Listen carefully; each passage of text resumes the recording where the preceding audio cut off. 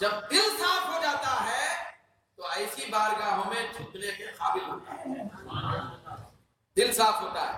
تیسری چیز آپ نے بیان فرمائی کہ حد المقدور ہو سکے تو قبلے کی طرف چہرہ کر کے بیٹھے۔ اب بعض چیزیں ایسی ہیں کہ کبھی قبلے کی طرف چہرہ کرنا مشکل ہو جاتا ہے، جیسے کہ میں آپ سے اب کچھ عرض کر رہا ہوں تو میری پیٹھ قبلے کو ہے، اور خطبہ دے رہے امام صاحب خطیب صاحب، اس وقت مشکل ہو جاتی ہے۔ تو آپ نے فرمایا کہ اکثر ایسی عادت ڈالے کہ اگر ہو سکے تو قبلے کی طرف زیادہ سے زیادہ چہرہ کر کے بیٹھنے کی کوشش کرے، کیونکہ بندہ جس طرف قبلہ ہے اس طرف دل کر کے بیٹھے گا تو اس کی برکت وہاں سے یہاں تک اتنی پھیلے گی کہ دل صاف ہو جائے گا۔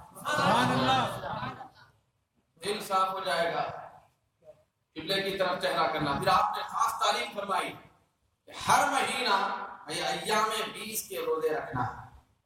اب اس کو ہم ایسے ہی سمجھیں کہ روزے رکھنا، جتنا ہو سکے روزے رکھنا، تو روزوں سے بھی دل صاف ہو جاتا ہے، روزہ رکھنے سے دل صاف ہوتا ہے۔ پانچویں بات سرکار بندہ نواز نے فرمائی دل صاف کرنے کی، وہ ہے کہ ہمیشہ باوضو رہا جائے۔ جو لوگ ہمیشہ باوضو رہتے ہیں، اللہ رب العزت صرف ہاتھ پیر اور چہرے کو صاف نہیں کرتا، وضو کی برکت سے دل صاف ہوتا ہے۔ یہ وضو اندر کا صاف کرتا ہے، باہر کا ہی نہیں۔ صرف یہ اعضائے وضو بھی چمکتے ہیں قیامت کے دن، لیکن سب سے بڑا فائدہ یہ ہوتا ہے کہ دل اندر سے پاکیزہ بنتا ہے۔ جب دل پاکیزہ بنتا ہے 5 شرائط کے ساتھ، تو وہ دل پروردگار عالم کے کسی ولی کی بارگاہ میں جھکنے کے قابل ہوتا ہے۔ ہر دل نہیں جھکتا، اگر کوئی اکڑ رہا تو آپ سمجھ جانا بھائی انہیں 5 شرائط میں سے ایک بھی کرنے والا نہیں، جھکنے کا سوال ہی نہیں۔ جھکتا وہی ہے جس کا دل صاف ہو۔ یہاں صرف جھکنے میں ہی فائدہ ہے، ذرہ برابر بھی اگر عقل اور غرور کا تصور بھی لایا جائے تو سب کچھ نہیں، کچھ بھی نہیں ملنے والا، سب کچھ نہیں، کچھ بھی نہیں ملنے والا ہے۔ کچھ لوگ کہتے ہیں ہم بھی گئے تھے لیکن ہم کو تو کچھ بھی نہیں ملا۔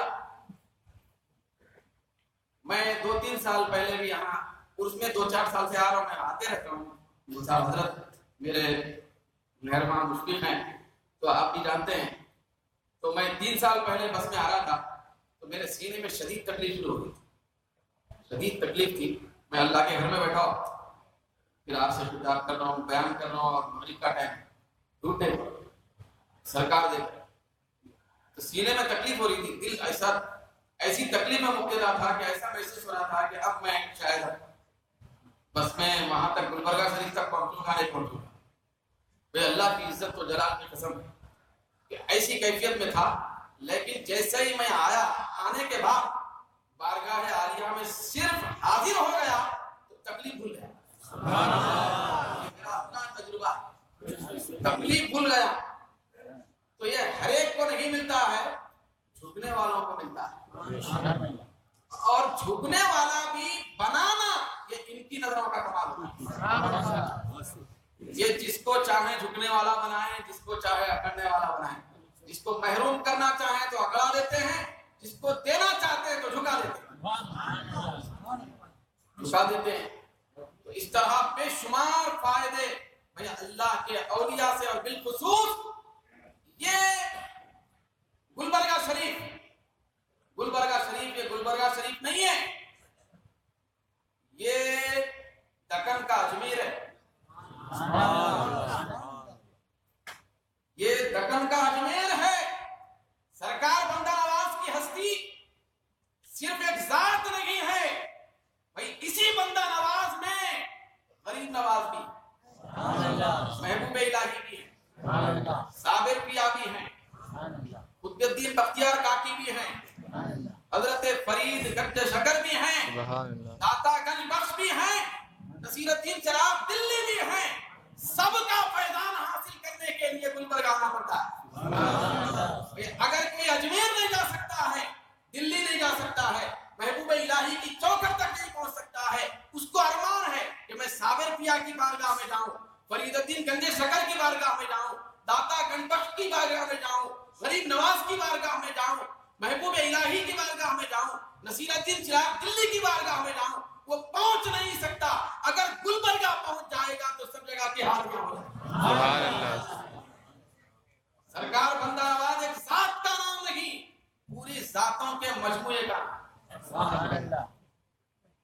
पूरे जातों की बातों के मजमूए का नाम दिया।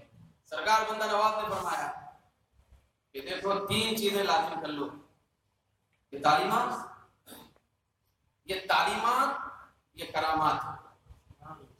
ये उनकी तालीमात मुजद्दिद अल-फ़सानी के अल्फाज में करामात है। मैं आपके सामने तालीमात अर्ज नहीं कर रहा हूं, बल्कि उनके करामात सुना, ये करामत है जो तालीमात के ज़िम्मन में। तो आपने फरमाया कि 3 चीजें लाजिम कर लो। 3 चीजों में से पहली चीज है कि ऐ लोगों गुस्ले शरीयत करो। दूसरी चीज ये है कि गुस्ले तरीक़त भी कर लो। तीसरी चीज ये है कि गुस्ले हकीकत भी कर लो। जिनको ये 3 चीजें नसीब हो जाती हैं तो वह अल्लाह का मुहिब नहीं महबूब बन जाता है। सुभान अल्लाह, अल्लाह उससे मोहब्बत करता है। सरकार ने भी तशरीफ फरमाई, गुस्ले शरीयत ये है कि जिस तरह आप जानते हैं कि आदमी अगर नापाक हो जाए, जनाबत में आ जाए, गुस्ल की जरूरत हो तो जिस्म को साफ सुथरा बना ले, पाकीज़ा कर ले, नहा ले, ये गुस्ले शरीयत, ये गुस्ले शरीयत। फिर आप फरमाते हैं कि गुस्ले तरीक़त ये है कि जितना मुयस्सर आ सके जरूरी चीजों के अलावा हमेशा गोशे तन्हाई में रहकर उसकी याद में रहे, तन्हाई में रहकर उसकी याद में रहे, ये गुस्ले तरीक़त है। फिर आप फरमाते हैं कि सबसे बड़ा गुस्ल ये है कि बंदा गुस्ले हकीकत करे।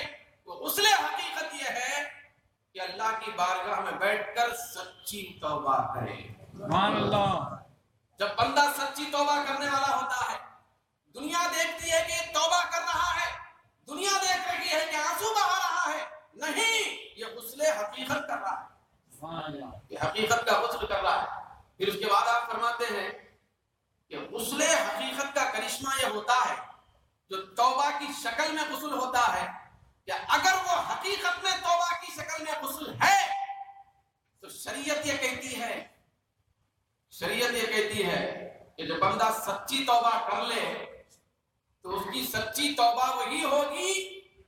सच्ची तौबा की अलामत और निशानी ये है कि फिर वो गुनाह ना करे, फिर वो गुनाह ना करे, ये शरीयत कहती है।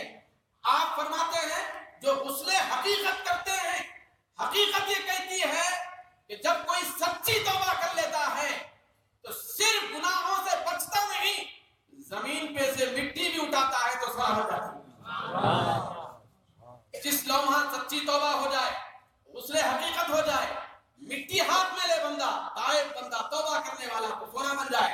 फिर आपने वाकया नकल फरमाया ताईद में, तो आप फरमाते हैं कि देखते नहीं कि हजरत फुज़ैल बिन इयाज़ रज़ी अल्लाह ताला ये वलियों के सरदार ताजदार विलायत हुए, लेकिन विलायत के मैदान में आने से पहले हजरत फुज़ैल बिन इयाज़ रज़ी अल्लाह ताला अन्हु डाकुओं के सरदार, जंगल में रहकर डाका धनी करना, डाकुओं को पालना, चोरी करना, काफिलों को लूटना ये आपका मामूल था।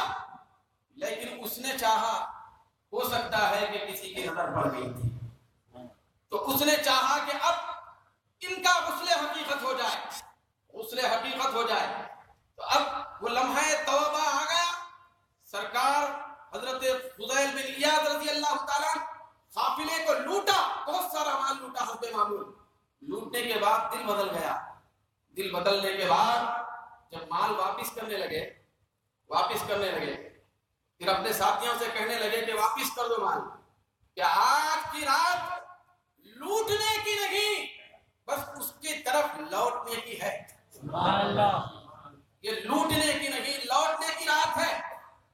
तौबा नसूख कर लिए और गुस्ले हकीकत तौबा की शक्ल में कर लिए। तो सरकार बंदा नवाज ने नकल फरमाया कि इसकी बरकत का आलम होता है कि हजरत फुज़ैल बिन इयाज़ रज़ी अल्लाह ताला जब लोगों को वापस माल तकसीम कर रहे थे तौबा करके, तो उन माल के लिए जाने वालों में से एक यहूदी भी था जिसका माल आपने लूटा था। तो आपने लूटा था तो यहूदी को देने के लिए गए। यहूदी से आपने फरमाया कि माल तेरा भी तू ले ले, हम वापस करना चाहते हैं। यहूदी कहने लगा मुझे माल की जरूरत नहीं था। यहूदी वो कहने लगा مال نہیں چاہیے. اب سرکار بندہ نواز فرماتے حضرت فضیل بن الیاس جو غسل حقیقت کر چکے تھے وہ اصرار کرنے لگے تیرا مال تو واپس لے لے, سب لوگ لے لے, تو واپس لینا پڑے گا. وہ کہنے لگا کہ مجھے مال کی ضرورت نہیں ہے.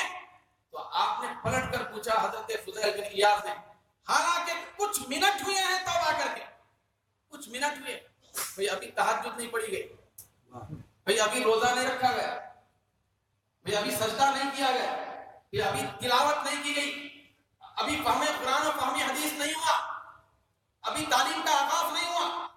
ایک لمحہ ہوا, ایک انقلاب کا لمحہ آیا, ابھی غسل حقیقت کیے ہیں, توبہ سچی توبہ کے ذریعے سے. وہ یہودی سمجھ گیا اور وہ کہنے لگا کہ مجھے مال نہیں چاہیے. تو آپ نے پلٹ کر پوچھا کیا چاہیے؟ تو کہنے لگا آپ کے پیر کے نیچے جو خاک ہے وہ خاک چاہیے.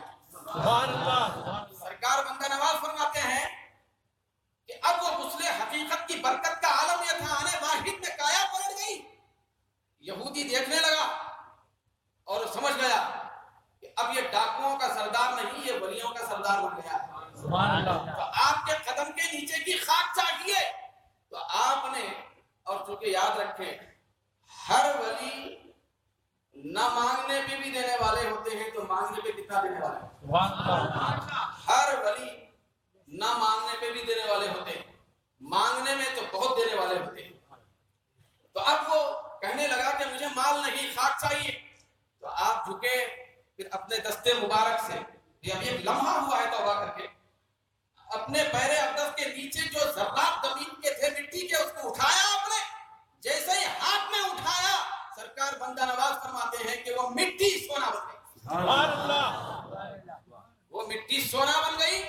وہ سونا لے کر, وہ دیکھنے میں سونا تھا مگر وہی ولایت کا خزانہ تھا. سبحان اللہ. سرکار بندہ نواز نے وہی سونا لیا مٹی کا. وہ حضرت فضیل بن الیاس نے اپنے پیر کو لگی ہوئی خاک جو سونے میں تبدیل ہو گئی, پھر آپ کے دستے مبارک میں آنے کے بعد یہودی کے ہاتھ میں آپ نے جیسے ہی دیا, وہ کلمہ پڑھ کے مسلمان. سبحان اللہ. دیکھیں کہ ولیوں کے قدم سے لگنے والی خاک کی یہ تاثیر ہوتی ہے کہ یہودی بھی کلمہ پڑھنے پر مجبور ہو جاتا ہے. ہم نام لینے والے ہیں تو پھر ہمارے ساتھ لطف و کرم کا عالم کیا ہوگا. سبحان اللہ. تو حضرت بندہ نواز نے تلقین فرمائی کہ دیکھو غسل حقیقت کرو, ایسی سچی توبہ کرو کہ مٹی اٹھائے سونا بن جائے. اور سچی توبہ میں یہ تاثیر اور کیفیت ہوتی ہے. تو اللہ رب العزت کا بہت بڑا کرم ہے کہ ہماری حاضریاں یہاں دربار عالیہ میں ہوتی رہتی ہیں. یہاں سرکار بندہ نواز کی دہلیز پر اپنی زمینیں ٹیکنے کا موقع ملتا ہے. ہر ایک کو ملتا نہیں, ہر ایک کو نہیں ملا کرتا ہے. تو ٹیکنے کا موقع ملتا ہے کہ بڑی کرم نوازی ہے, ان کا کرم ہے. پھر ہم سب یہی متمنی ہیں اور اللہ سے دعا کریں کہ پروردگار عالم ہم سب کو یہاں بھی دربار سے وابستہ رکھے, بروز محشر کی صحبت و رفاقت سے مسلمان بنا فرمائے. وما علینا الا البلاغ.